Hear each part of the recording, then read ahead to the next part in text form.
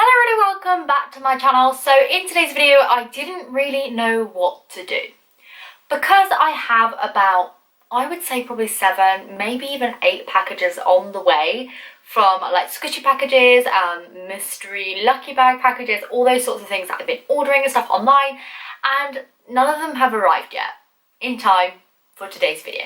This could be just a problem with Royal Mail in my area, but I haven't had post in like a good week, so what's going on there. But anyway, I decided that I was going to do my Q&A for you, as I asked some questions a couple weeks ago now. I'm now reading it and it's really strange because I say thank you for 60k and now we're almost at 75, if not at 75.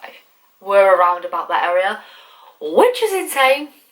What's happening to my life right now? That's what I want to ask. So anyway, today I have this top on, the little pushing one that I had on the other day because I love it and I'm super lazy to switch up my looks when I like something, so I'm just gonna wear this all the time because it's so cute. So yeah, anyway, I'm just gonna get stuck in. I asked for craft DIY questions, like just things that you've always wanted to know on my DIYs that I answer over and over or have never answered before, or just to ask me questions. I have over 400, which is insane, so I'm not gonna be able to answer them all, but I'm just gonna scroll through on my phone here and yeah, just scroll through on my phone and see what you ask me. So the first question is, where do I get my memory foam from? And I say this a lot in my videos, but a lot of people miss it. But I do actually just order it off of eBay. I mean, I just type in memory foam, cut to size, and then just pick one at whatever size memory foam I want. I have had some dodgy ones in the past where they haven't kind of been memory foam, they've almost been like density foam or just poly foam, which is disappointing when they arrive, but 9 times out of 10 I haven't had a problem. Another place to get memory foam is to buy pillows, those neck travel pillow things that you wear on the aeroplane. You can sometimes find cheap pet beds like dog beds and cat beds, which also come with memory foam inside. Sometimes you can get them on sale and stuff, so it works out a really cheap way to get it. That's all I can think of right now.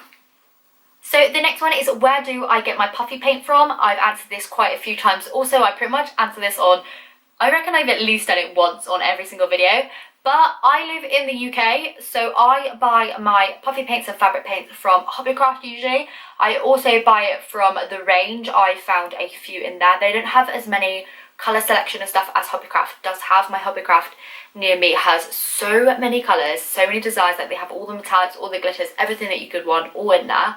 I've also ordered it off of Amazon, like the big bottles. I'll tell you what, I've got one here.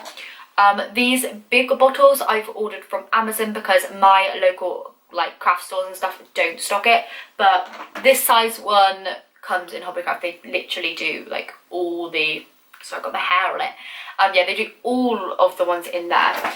I've also been recently using the Scribbles fabric paint, which are like these ones. These I don't really recommend that much because the colour pigment in them isn't as great as the just normal tulip ones. I know they're made by the same company, but these definitely work out better. These are a lot cheaper. I think I got like 30 for £13 or something on Amazon, which I think is about $16–17. But it worked out really, really cheap, so that's why I bought them for like little bits of detail. The next one I have is, why don't you sell your homemade squishies? The reason I don't sell my DIYs and stuff is because I don't think that the quality of them is good enough to warrant you spending your money. So I would rather just not sell them and only give them in giveaways and stuff like that, where you aren't spending your money on my homemade products, but you can still kind of get some anyway. I feel like you're much better to just save your money, go out and buy some supplies, and then you'll be able to make so much more with the money that you spend on your own DIY stuff. I really want to kind of make people make their own and, you know, go into like their own ideas and create squishies that you really want, rather than just be a person who kind of sells them.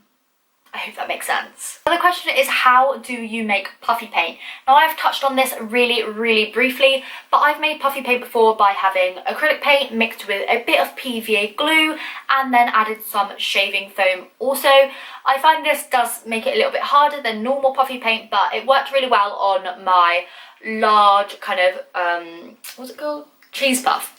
My large cheese puff one, as obviously buying puffy paper for that would have been so expensive. So yeah, I just made my own on that one.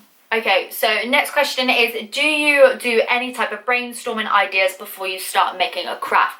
And yes, at the moment I have a big notebook which I kind of plan out the whole month. Well, I don't plan out the whole month day to day, but I write down like how many days are in a month, say like 28, 30, 31, stuff like that.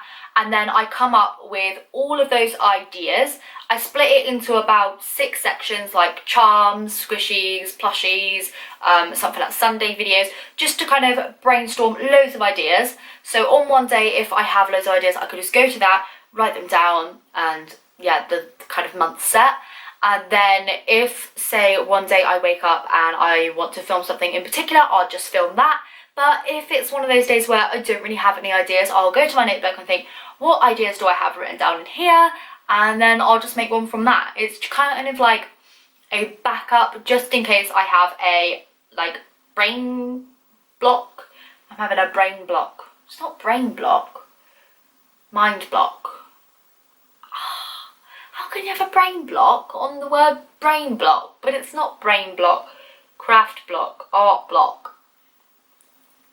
I don't know.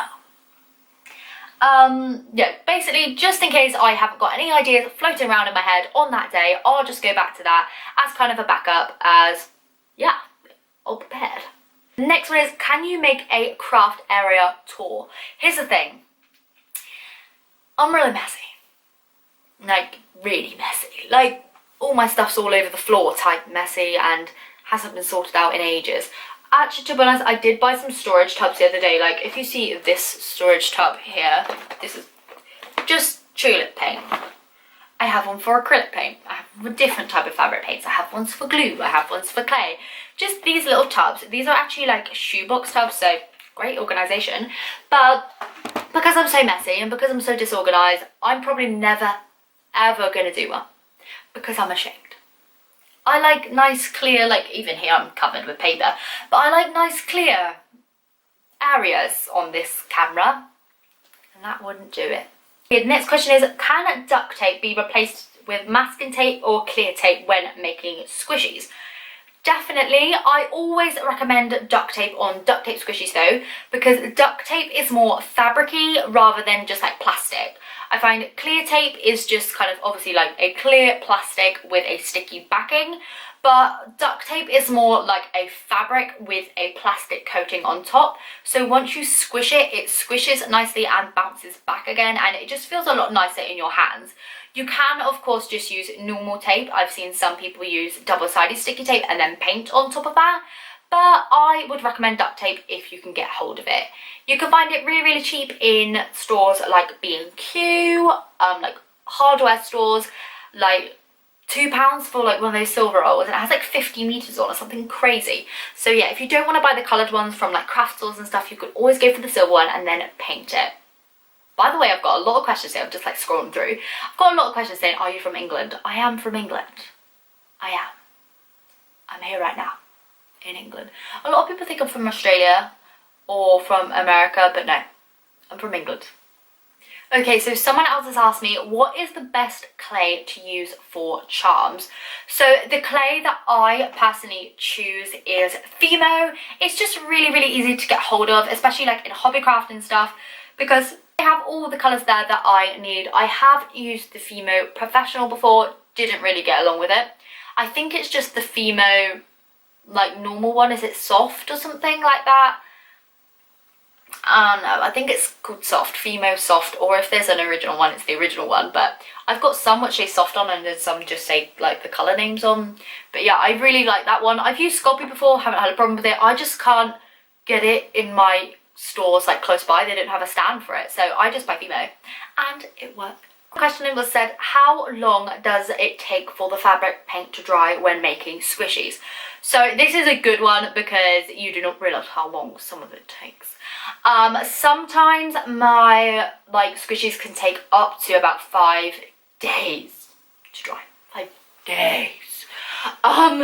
If I put a really thin layer on, it can take like half an hour. If I'm doing, say, like a thick layer with about like 3 to 4 layers, sometimes I do that to make it nice and slow rising. It literally can take days. It's worth it though, because then once it's all dry, you're left with the greatest, most slow risingest squishy you ever did see. Someone also has asked me, where do you get your Crayola super tip markers? I just bought mine off of Amazon. I bought a 50 pack, which had like all the in-between kind of like shade and stuff in. And I just bought that one because I figured they would run out pretty quick, which they did. And I do need to buy some more, so I probably would just get them from Amazon again. Another person has asked me, where do you get your eyes for your plushies? I buy them off of eBay, and I just buy them off of eBay because it's the cheapest place that I've come across them. They also come in like little storage containers, which really helps to, you know, keep up that organisation. Yeah, they're really good when they come in little... Question is, how do you make your paper squishies so slow rising? So the way to get your squishies more slow rising when making paper ones is to make sure that you trap in all that air with the tape. When you're making your squishies, you want to make sure that when you tape it all the way around the outside, you get your tape nice and secure around it, trapping in all the air. You will notice when you squeeze it, the air will start to come out between each piece of tape. So if you put a couple of layers around that, then it will trap in loads of air, making it really, really slow rising. Another way I found is to put like cut up memory foam inside rather than like paper and stuff like that. And that is a really good way if you have memory foam offcuts. I obviously do because I make memory foam squishies, so naturally I just collect all the offcuts and pop them in a bag, and then when I go and make paper ones, I just pop that all inside, and yeah, just makes sense. This isn't really related to my DIYs, but someone said, are you a full-time YouTuber? If not, then how can you upload every single day? Well, I'm not a full-time YouTuber, this isn't my job. I just really like doing it. Simple as that. Like every day when 4 o'clock comes around, I really like to click post on a video. I just really enjoy doing that. It gives me some sort of like fulfillment, and I don't know, when I do something, I like to go all in and do it. Like if, say, I don't know, I want to do a project, I will spend all my time doing that. I'm kind of an all or nothing type of person where I get really obsessive over one sort of thing and then I don't care about the thing. Luckily that hasn't happened with YouTube just yet. I've always wanted to kind of delve right into it. Like, don't get me wrong, I wish this was my full-time job, and I'm hoping that one day, like with you guys's like kind of help, that would become reality. I mean, we've grown so much over the past 3 months. Like honestly, I cannot even begin to thank everybody who's clicked that button and watched all my videos and liked them and stuff like that enough, as I'm just so grateful, like honestly. But no, this isn't my full-time job, but the reason I am able to do it every day is simply because I just dedicate my time to it, and because I am self-employed and obviously own my own business, I am able to kind of take time out of my day to do this and kind of just, you know, squeeze it into my day. Simple as that.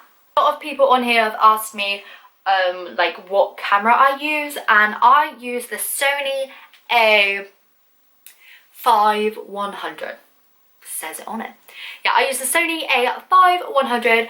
I'm not 100% sure if I recommend it because I have had some teething issues with it. When I first got one, it broke within about 3 months, and then I had to go and get it repaired and stuff like that. So I probably, I don't know.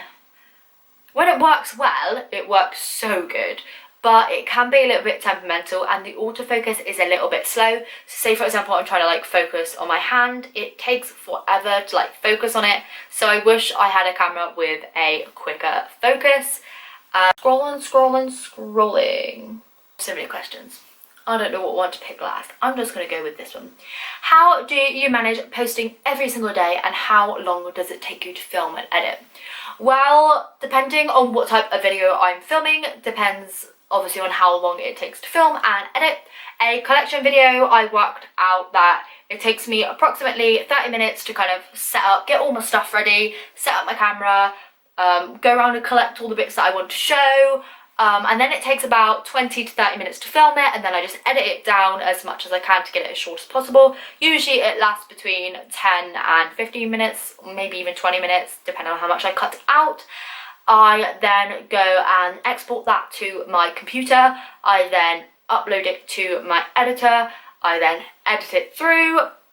That probably takes about an hour, and then what have I got to do then? I've got to export it from the editor, and then I've got to upload it to YouTube. I've got to like write all the descriptions and titles and stuff and tags, and then I've got to make the thumbnail, which I do on an editor online, and then I upload that. And all in all, a collection video takes me about 3 hours. That's a pretty quick video. For other ones, it takes me about, like say a squishy video, I will be filming that.